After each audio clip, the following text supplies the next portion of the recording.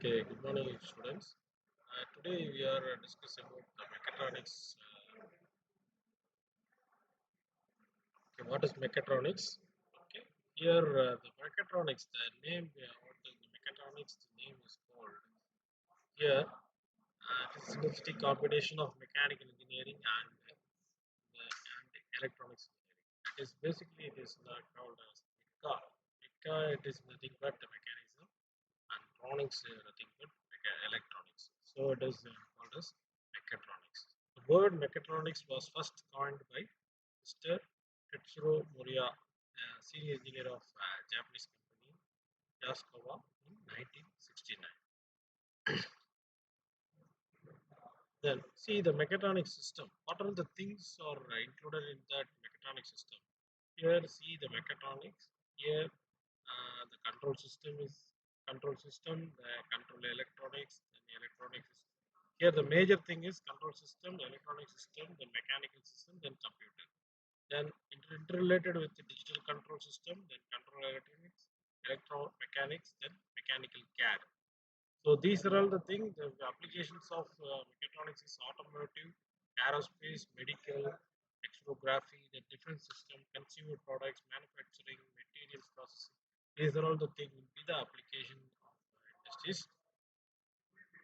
Okay, then what are the elements of a mechatronic system? Here you can see the elements of mechatronic system. First, we see how it will be operating, how it will be working like.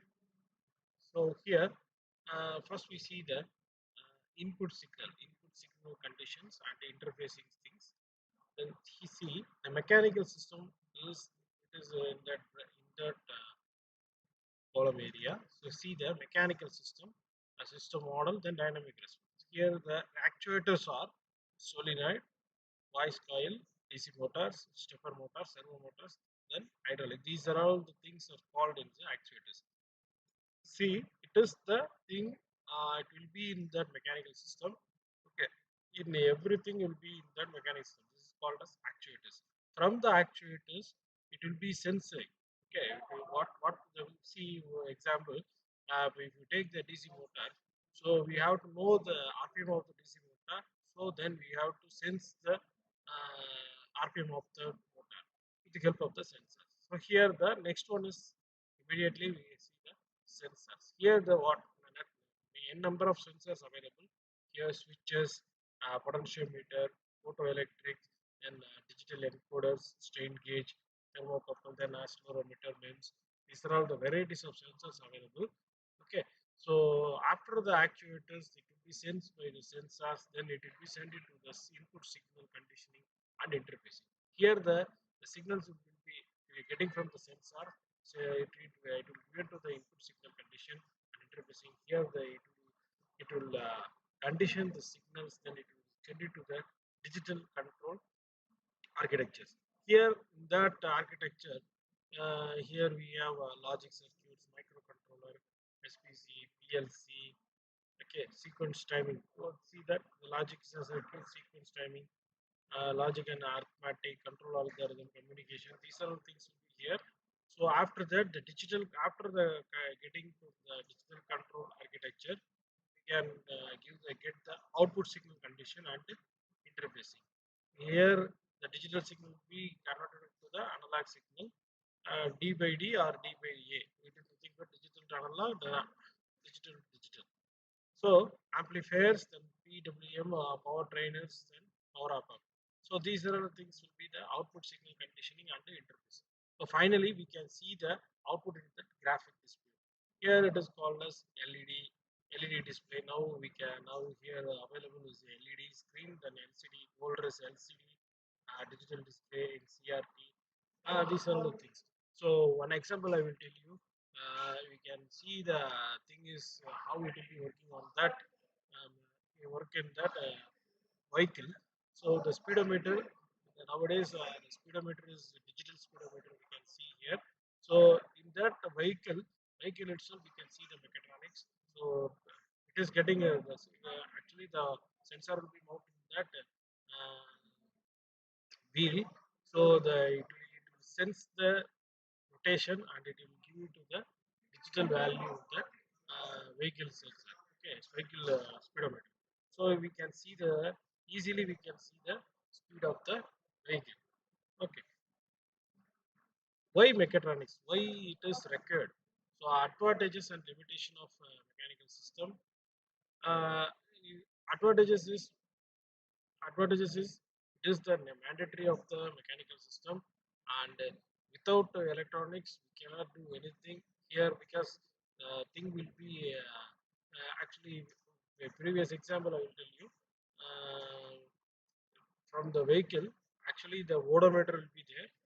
Now the digital meter we can see immediately, we can see the speed of the vehicle. Okay, so here the measurement characteristics, actually we have to see the measurement characteristics of every sensor. What are the range? So how we can select the sensor means, so here the range will be, where range is very important, difference between the maximum and the minimum value of the sensor parameters. So this the thing is range. Then resolution, smallest change the sensor can differentiate. Actually, one vehicle will be rotating 10 rpm to, it will rise to 15, 20, 25. It will be immediately given to that response. So that the resolution will be important. Then accuracy value is very very important. Then precision is very important. Then sensitivity also is very important. Zero offset. Okay, zero offset also very very important here. So because the output and input value, if nothing, output will be there, input will be there. So the output should be must be zero. Okay, that is the measurement characteristics. Okay, then linearity, percentage of deviation from the best fit linear calibration curve. Then zero drift is very important. Then response time, the time lag between the input and the output, response time. Actually, we can see in that some machines. So some machines we can see the input and the output of the. If the input will be coming to that circuit, immediately the output will be that in that screen. So then only the system will be a good system. Okay, the response time is very very important. Then operating temperature.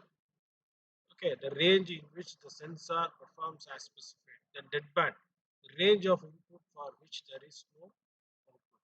Actually, these are all the measurement characteristics for very very important for selection of sensor and finding the sensor quality. So based on that, we can adapt to the system into the mechatronics component into the mechatronics system. So we can easily understand that what the thing would be in the mechatronics. Okay, so sensor is very very important in that mechatronic system. Okay, so we can see in that what are the elements is required. Then now we will see the what are the sensor quality will be there. Okay, thank you, thank you for